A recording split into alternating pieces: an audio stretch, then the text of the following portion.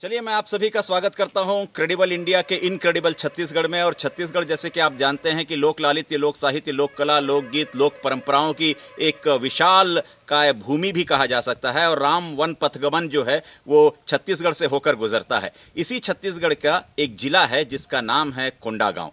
कोंडागांव जिले के अंतर्गत फरसगांव भी आता है और उस फरसगांव के पास में ही एक केशकाल है।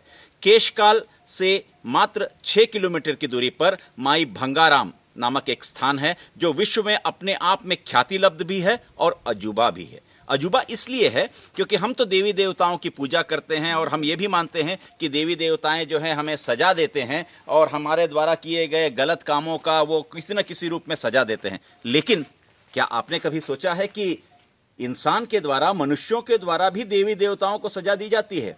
बिल्कुल सही सुना है आपने। ये काम होता है माई भंगाराम में। माई भंगाराम में जो स्थानीय देवी देवताएं होती हैं उनको पंडित जो लोग होते हैं, ग्रामीण पंडित जो होते हैं, वो लोग बैठकर विचार करते हैं कि किस देवी या देवता को सजा देनी है और उस देवी देवता को चावल के दाने को लेकर विचार कर कर सजा दी जाती है। और सजा भी अद्भुत तरीके की होती है। उस देवी देवता के ऊपर चढ़े हुए जितने भी सामान साल भर के होते हैं उनको उस देवी देवता से हटाकर फेंक दिया जाता है एक जगह पर। और उस देवी या देवता की पूजा पूरे जब तक सजा की अवधि होती है तब तक उस देवी देवता की पूजा ही नहीं होती। चाहे वो अवधि 2 साल की हो सकती है, 4 साल की हो सकती है, 6 साल की हो सकती है। मैं हमारे साथ कुलजोत हैं जो कि यहीं फरसगांव के रहते हैं, वो हमें यहाँ साथ लेकर आए हैं। मैं उन्हें कहूँगा कि वो आपको दिखाएं कि ये जो दरवाज़ा है ये मंदिर का दरवाज़ा है जहाँ देवी देवताएं रहती हैं। उसी में साल में एक बार मात्र ये दरवाज़ा खुलता है और वो भी ये दरवाज़ा उस समय खुलता है जब यहाँ पर उन देवी देवताओं को सजा दी जाती है। और ये भी कहा जाता है कि यहाँ पर ये सजा देने की परंपरा जो है वो भाद्रपद मास में होती है और जनवरी का जो प्रथम शनिवार होता है उस दिन यहाँ बहुत बड़ा मेला लगता है जहाँ पर के ग्रामीण लोग और अन्य लोग, सारे लोग आते हैं। आप ये देखिएगा ऊपर में ये छत है जिस पे खप्पर से बना हुआ है और एक पेड़ है और यहाँ पर एक झूला भी दिखाई दे रहा है। मेरे साथ मेरे मित्र जो वेणुगोपाल जी हैं वो भी यहाँ पर हैं। हम इस जगह पर इसलिए आए कि ऐसी जगह हमने कभी सुनी नहीं थी, देखी नहीं थी कि जहाँ पर देवी देवताओं को भी सजा दी जा सकती है।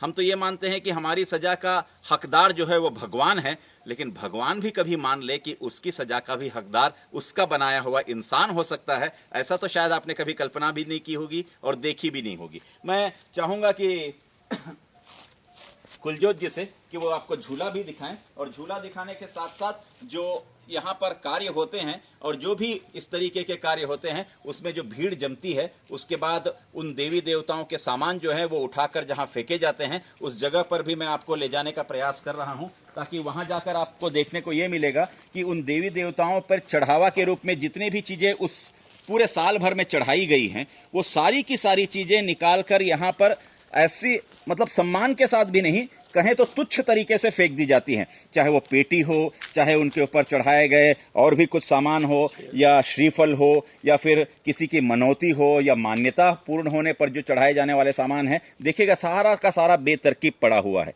मतलब ये हुआ कि जिसको हम सजा देते हैं उसके प्रति हमारे मन में किसी प्रकार का कोई सम्मान नहीं होता। और वो देखिएगा वहाँ पर दान पेटी भी दिखाई दे रही है। उस देवी या देवता पे जो भी दान पे चढ़ाया गया था उस पेटी को भी उन्होंने वहां पर फेंक दिया है।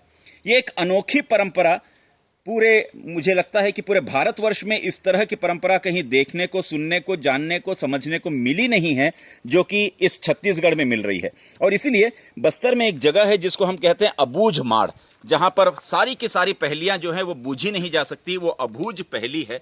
वैसा ही छत्तीसगढ़ का ये भी एक अबूझ पहेली है जहां पर इंसान भगवान को सज़ा देता है और भगवान उस सज़ा के हकदार होते हैं। और जब भी सज़ा ख़त्म होती है, चाहे वो 2 या 4 या 6 या 5 या 7 साल की हो, उसके बाद पुनः उस मूर्ति को फिर एक बार प्रतिष्ठित किया जाता है और प्रतिष्ठित करके उस पर प्राणवायु फूंक कर फिर उनकी पूजा की जाती है क्योंकि उनकी सजा की अवधि जो थी वो समाप्त हो गई है। इसलिए ऐसी जगह पर यदि आप आएँ तो ज़रूर आएँ केशकाल से 5-6 किलोमीटर के अंदर। और साथ ही में केशकाल से जब आप इस यहाँ पर आएंगे भंगाराम की ओर तो आप यदि दाएँ मुड़ते हैं तो आपको एक रमणीय स्थल दिखाई देता है जिसका नाम है टाटामारी। उस टाटामारी में वो करीब 750 फीट की ऊंचाई पर है और एक सुरम्य वातावरण और सुरम्य छत्तीसगढ़ और अदम्य साहस से भरा हुआ छत्तीसगढ़ आपको वहां पर दिखाई देता है। कभी परिवार के साथ आइएगा तो टाटामारी के साथ साथ यहाँ माई भंगाराम भी आइए और छत्तीसगढ़ को जानिए, छत्तीसगढ़ को समझिए। और इसलिए हम कहते हैं छत्तीसगढ़िया